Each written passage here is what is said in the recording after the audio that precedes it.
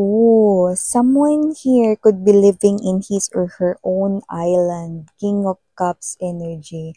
But this is not someone here who wears his or her heart sa kanyang sleeves, no? But definitely, this is one faithful man or woman, no? This is a one man woman and one woman man. Stick to one, no? In other words, no? At kung sino man tong energy na to, na maybe this person here has someone around him or her, but he or she is not paying attention doon kasi mukhang ang focus nito ay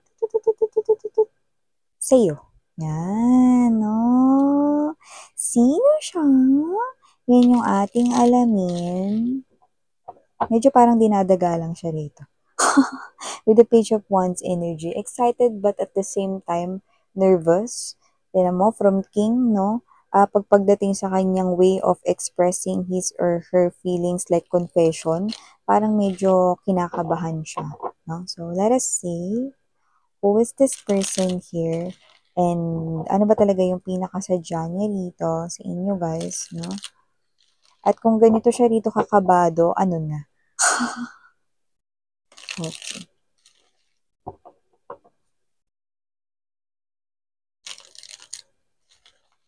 Let's find out more information about this situation for my collective people.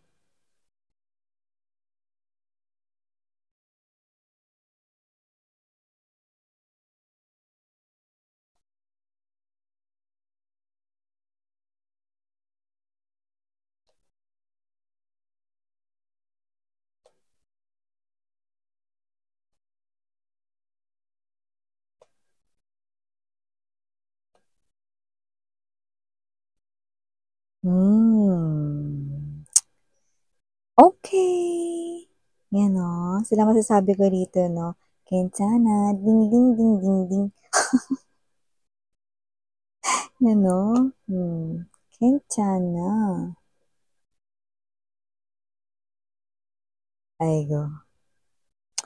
Aigo, aigo, aigo. Aigo. Four of Coins in reverse position together with the Two of Swords in the Ace of Swords energy.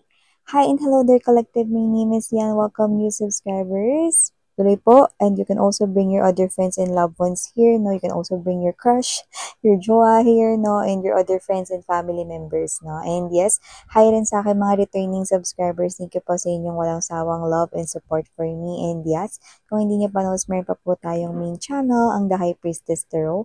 Link po niyan ay nandiyan sa ating description box kung saan nag-upload din po tayo araw-araw ng collective readings for all signs. At kung hanap ninyo reading per zodiac sign, meron din tayo niyan weekly and monthly. No? You can also check out that channel. No? At meron din tayong sinisimulan doon na stalking time, no?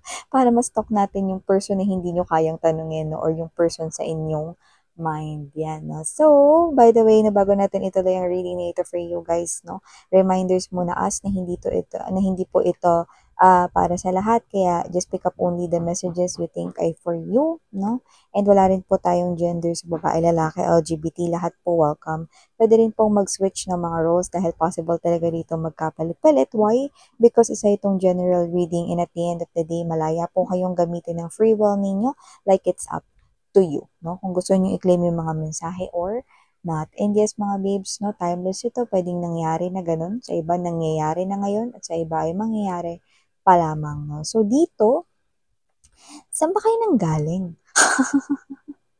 Saan ba kayo nagpunta? May mainit yung ulo dito, no? Dahil hindi niya kayo nakikita, no? But with this, very intriguing, interesting as well, no? Seven of Cups energy, Page of Swords, no? Yan.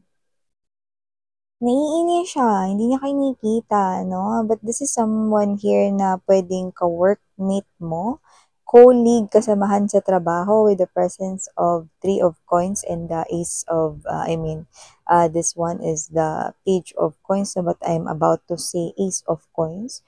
So, pwedeng yung iba sa inyo, pwedeng yan ay newly hired lamang sa inyong company or baka ikaw yung bago doon, no? Pero yan ay maliit na message lang. More strongly, ang pinaka nakukuha natin dyan ay yung Puwedeng katrabaho mo 'yan 'no or someone here na around you.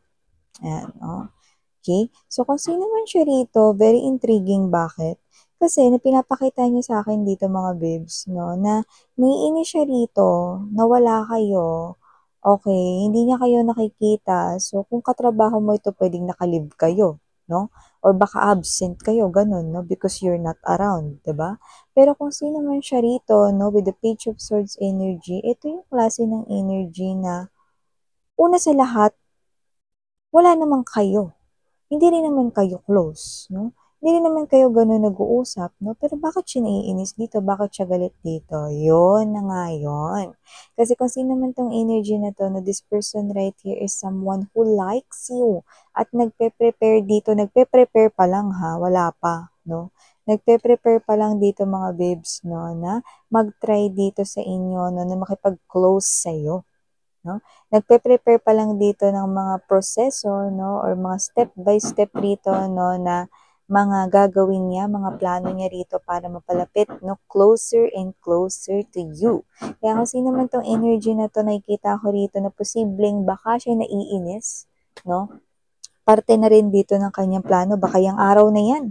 Yan pala dapat yung araw, no, mga babes, na dapat ay kakausapin niya kayo, lalapitan niya kayo, makikipagkaibigan or makikipag-close siya sa inyo, no, pero absent kayo. Yeah, by the way, if you're hearing something sa aking background, no, yeah, mga babes, na thank you so much sa inyong understanding and patience, no? So, may ginagawa lamang po rito na construction, yan, thank you so much. And yun nga mga babes, no, balik tayo dito, no, yung iba pwedeng hindi naman ito tungkol sa yan na mismo yung araw na lalapit siya sa inyo, pero yan, mangyayari yun, no? Pero more likely, wala kayo.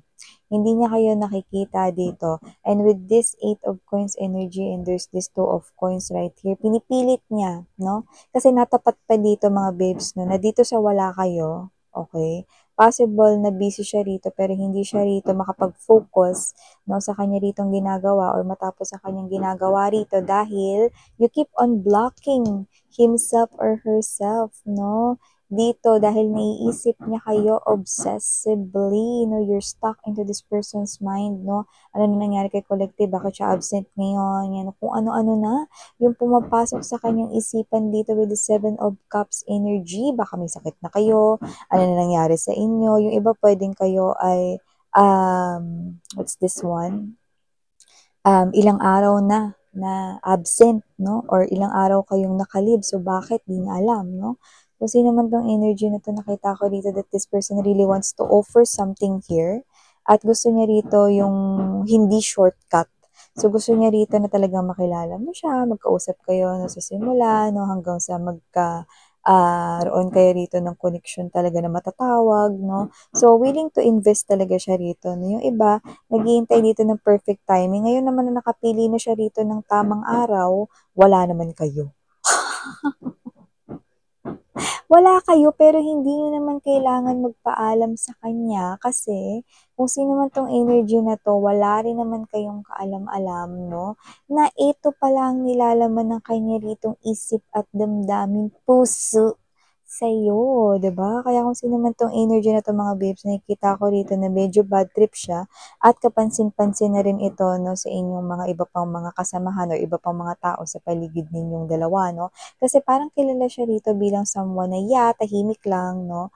Someone na kaya namang jumive, no? Kapag kailangan, no? Pero dito, medyo galit siya at hindi kasi siya ganun kagaling magtago ng kanya ritong emotions, no? Pagdating sa kanyang facial expression. Pag bad trip siya, mabilis yung nakikita sa kanyang face, no? At kapag ka siya, kung ano man yung emotions niya, na nakikita yun ng mabilis sa kanyang mukha. No? Meaning to say, yun ang ibig kong sabihin, nung sinabi ko na hindi niya kayang magtago ng kanya ritong expression, no? I mean, ng kanya ritong feelings at lumalabas yun sa kanyang expression sa kanyang mukha. No? Nakuha niyo ba mga babes? Pag masaya, masaya rin yung mukha niya. No? Pag bad trip din. So, kasi naman tong energy na to, nakita ko rito na posibleng may nasusungitan siya sa kanyang paligid or hindi siya ganun ka-approachable. Kung hindi man ganun, possible na tulala siya rito, no? At kinakausap siya pero hindi niya na-gets kung ano yung sinasabi sa kanya, no? With this 3 of Coins to the Seven of Wands energy because more likely you were stuck into this person's mind, no? Simula nang hindi ka niya nakikita, no? Kung ano-ano na, no? Nagkakaroon na siya ng negative thinking dito. Baka you're dating daw, or maybe you are someone here na naghahanap ka na ng lilipatang work or whatsoever, no? Maybe you got tired, no? Sa pagpasok dito sa pinapasukan niyang company, if you are working, no, sa isang kumpanya lang, no? So, maraming pumapasok dito ang negatibong mga pag-iisip sa kanya rito dahil lang absent ka at yung iba, isang araw lang naman kayong absent pero ganyan na. O napapraning, yan o. Itong taong to, no, yung nakikita ko rito, parang praning na siya rito, no. At nakita ko rito mga babes, no, na yung iba, talagang natapat pa sa busy schedule nila ito, no, with the Two of Coins energy. At yung iba naman kung hindi sila busy rito mga babes, no, nakita ko na ito ay matatapat pa doon sa araw, no, na parang meron sila ritong iba pang mga dinidil, no? Pwedeng hindi sa trabaho, pwede namang related sa kanilang personal lives, no? So, nakita ko rito na kung sino man tong energy na to, no? Pwede rin kasi na siya yung klase ng energy na hindi sanay, no? Na parang nire-riskid niya yung mga dapat niyang gawin. So, baka nga talaga meron siya ritong pinaplano, no? Na paglapit sa inyo, pero hindi niya nga nagawa or hindi niya nga magawa sapagkat wala nga kasi kayo. Ano? Pero kung sino man siya dito with this Ace of Swords energy, Two of Swords, and there's this Four of Coins in reverse, nakita ko rito na kung sino man siya rito, okay, kayo yung laman ng isip niya rito, no? At nakikita ko rito na kahit na hindi pa siya rito gumagawa ng kahit na anong movement, kahit nagpaplano siya, no? Sa araw na yan, nakikita ko rin dito na yung pag-aalala sa kanya, no? Nag-aalala siya rito, no? Kung ba't kayo absent, but at the same time, nag-aalala rin siya rito, no? Na baka ano to, bakit parang hindi hata inahayaan ni universe na mag-usap kami ngayon? Ayaw ba ni universe na maging kami? Baka wala na kaming chance, blah, blah, blah. Pati si universe na damay pa dito, no? But you know, mga babes, no, this is just part of the test or challenge ni universe sa kanya, no? So, may mga times talaga, no, na minsan hindi mo na natutuloy, hindi ibig sabihin canceled na, no? Or postponed lang naman, no? Pero, ibig sabihin, baka meron pa siyang pwedeng idagdag, no? Na mas makapagpa-closer pa sa inyong dalawa or mas maging way para maging close kayo, no? So, pwedeng meron pa siyang matuklasan, no, sa susunod na mga araw or sa mismong araw na yan, no, na pwede niyang idagdag, no? Para talagang maging winning moment rito ang pakikipag-close niya sa inyo, no? Kung sino man siya, wala talaga ka-idea yung iba sa inyo dahil nakita ko rito, clueless kayo. At kung sino rin tong individual na to, nakita ko rin naman, no, na hindi niyo naman siya rito, hindi sa hindi niyo bet, pero puwedeng kayo ito 'no, na hindi niyo rin talaga alam 'no, na ganito pala yung tingin niya sa inyo 'no. Well, kahit naman din ako 'no, kasi parang napaka-normal lang kapagka kinakausap niya kayo. So, parang wala talagang bahid dito na kahit na ano na like niya kayo, gusto niya kayo, gano'n 'no. So, wala talaga. Pero nakikita ko rito 'no, na meron pala. Kaya kung sino man 'tong energy na 'to, this person here is willing to fight for this connection 'no. Pero yun nga 'no, dahil lang absent kayo, alam mo 'pag nagpakita kayo rito, isang malaking, "Ay, salamat," 'no, yung nakikita ko sa energy niya rito 'no. Kasi yung iba parang nag-o-overthink na rito na baka kayo ay nag-awol na, baka kayo ay hindi na pumasok, mga ganyan 'no. Or baka kayo ito 'no, na puwedeng, kaya kayo absent kasi sinagot niyo yung ibang nanliligaw sa inyo or ibang may gusto sa inyo, nag-e-express at nagpapahiwatig na gusto kayo 'no, mga ganyan 'no. Or baka kaya kayo absent kasi meron pala talaga kayong boyfriend, baka may asawa na pala talaga kayo, mga gano'n na naiisip niya 'no. So, nakita ko dito na 'pag talagang nagkaroon kayo ng pag-uusap, isang malaking ay, salamat ang nakikita ko rito sa energy niya, 'no. Yan mga babes, ganyan talaga kapagka ang tao ay in love, tapos kulang pa yung mga informations na alam niya about dun sa taong kinai-inlaban niya, 'no, which is ito nga yung reading ninyo. But however, nakikita ko rito, 'no, na posibleng magkaroon rito ng mas malalim na connection sa inyong dalawa, 'no, at nakikita ko rin dito na, yeah, at first, 'no, medyo parang mawi-weirduhan ka kung ba't siya ganyan, 'no, kumikilos or bakit this person here is acting this way, 'no, pero kamukat-mukat may intindihan mo na, kaya pala siya ganito. Kasi ganito pala talaga yung kanya ritong natural na pag-uugali, no? But you will definitely find out that this person here is a good person, no?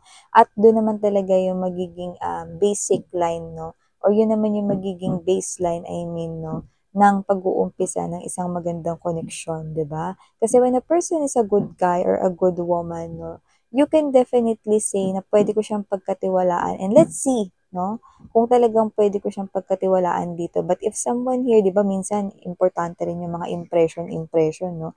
Kasi pag bad impression yung narinig natin sa person na hindi pa natin nakikilala, no, posibleng yun ay mag-create rin, no, ng parang baseline natin, no, na parang totoo kaya yung sinabi nila na ganto ganto to, yan, no? Pero kapag ka good impression naman yung narinig natin, no, ganun din, pero alam mo na parang, uy, good impression yun. So, kailangan ko lang alamin kung yun ba ay totoo, di ba? Pero pag good impression yung nasimulan, good impression rin yung parang ini-expect. Pero pag bad impression, pero parang may ganun tayo na, ay, wag na lang kaya. But this one's a good guy or a good woman right here. So definitely nakikita ko rito na posible talaga kayong mag-engage into connection with this person. No? Nakikita ko rito that at first, nakikita ko rito na posibleng mawirdohan kayo sa kanya. Pero nakikita ko rito no, yung posibleng connection na mabuo between you guys. No? So yata yung mga mensahe na kuha ko here for you. Again, I'm Yuriana on Sarang Hiyo, Love in Light. Ayun.